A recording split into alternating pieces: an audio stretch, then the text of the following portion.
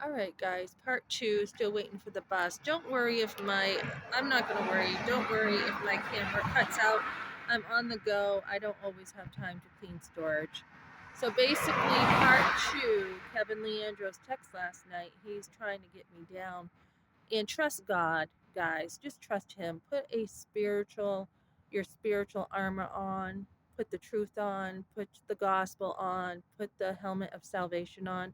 The the faith, the shield of faith. Your faith is strong. Don't worry about accusations from the enemy. So I ended the conversation last night and said, "Sorry, Kevin, you didn't get what you wanted tonight. Not today, Satan." Basically, so he's come after a church that I've gone to. He's come after my friends. He's come after people I've worked with. He's come after my family. I'm like, look, my dad disowned me years ago, so there's really no problem. My family's not your business. He's come after with my husband's family. He's come after me. And it really doesn't matter in the end, right? You're the one who's in control of responding to people no matter what they try to do to you in life, right? And I'm like, I hope you didn't go after that kid because he probably had a mental breakdown because you went after him.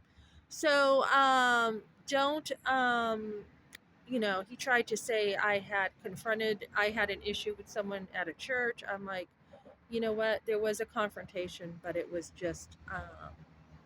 something that needed to be said because somebody didn't know how to watch what they said before they approached me.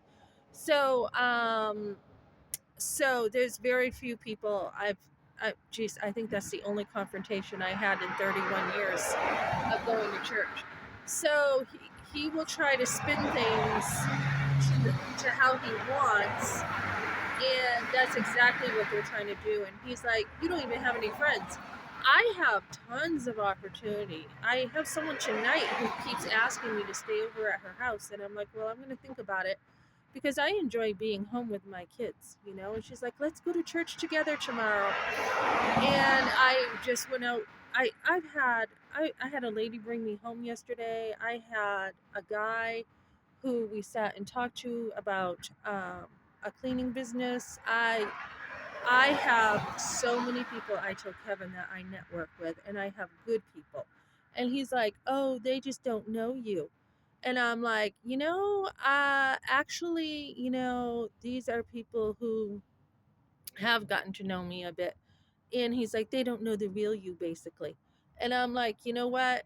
He's like, nobody can trust you. And, I'm sorry that, my husband feels that he can't trust God, is what I said. Because it's never about people, guys. People will always disappoint you.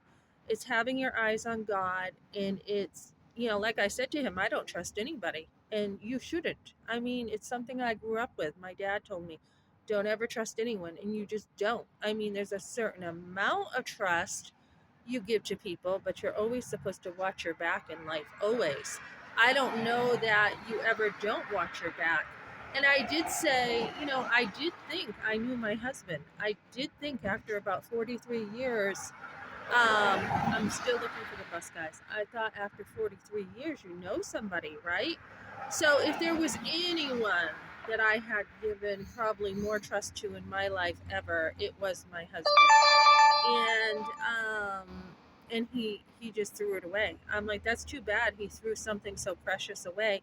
And what does this church have to do with anything? Nothing at all. And what does my family have to do with this at all? Nothing at all. I mean, he mentioned talking to my father and a complete stranger about guns, having him shoot over at his house. My father doesn't bother with people that he doesn't know well.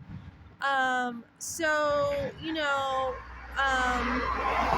just, stay close to God, guys, which I do. And I told him, all things work for the good for those who love God. And I don't think you're in that position that I'm in, where you love God.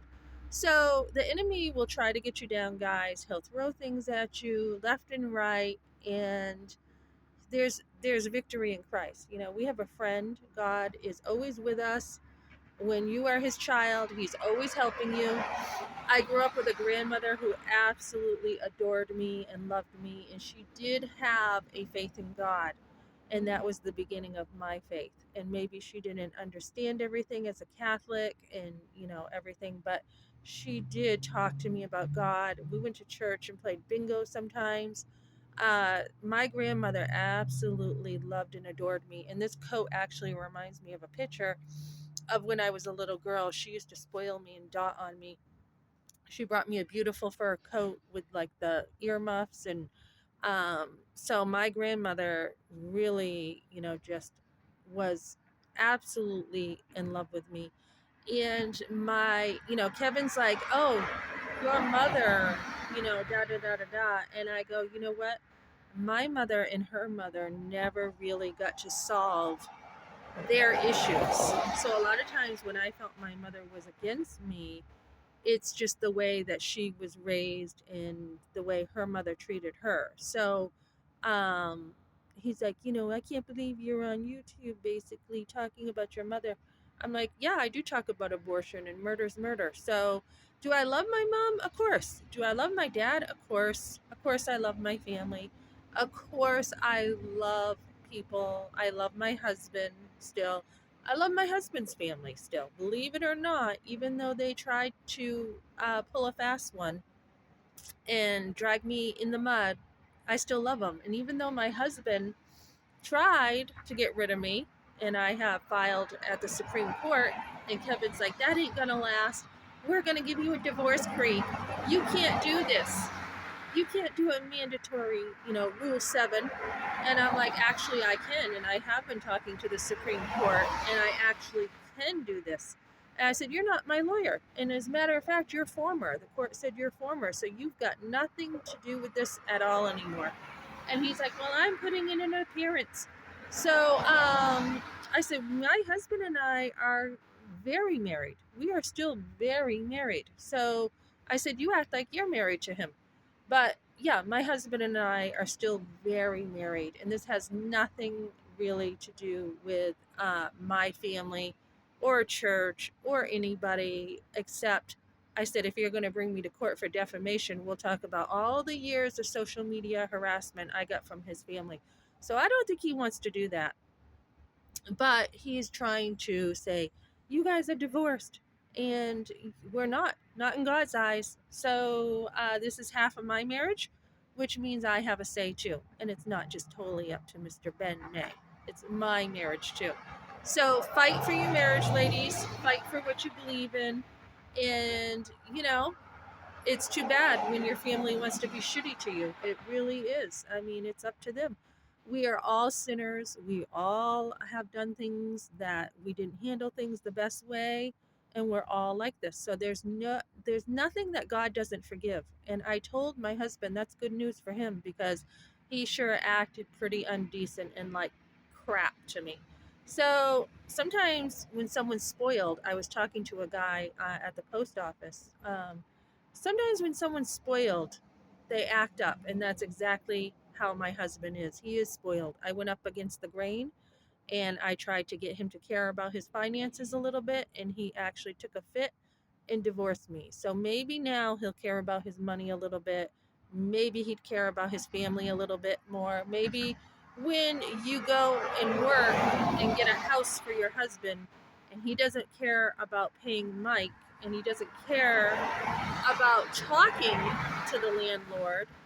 Mike didn't want to take the COVID money until it came in.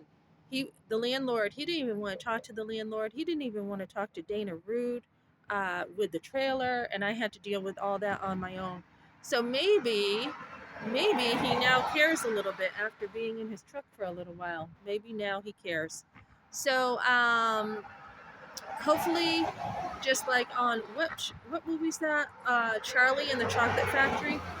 I think it was one of the little girls on there was a spoiled little brat, and I think Willy Wonka said, hopefully she learned her lesson, or maybe it was like Augustus Gloop, like when he went and ate all that chocolate and wasn't supposed to. And kind of like Willy Wonka, he let them make their choices, and he was like, hopefully they came out of this a little better. So hopefully my husband learned to care a little bit better, and hopefully his sister Carrie has learned to watch her mouth on social media, because she didn't think before she threatened to have someone beat me up.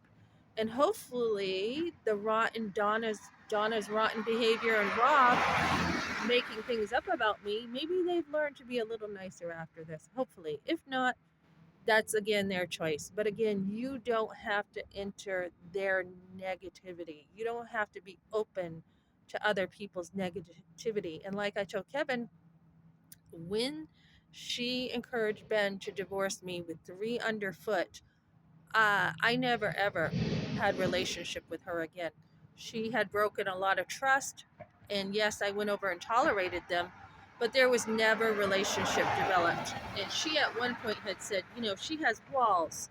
She has walls. It's hard to get through to her. And that's because she didn't earn it. When someone wants a friendship with you, they need to earn it, guys.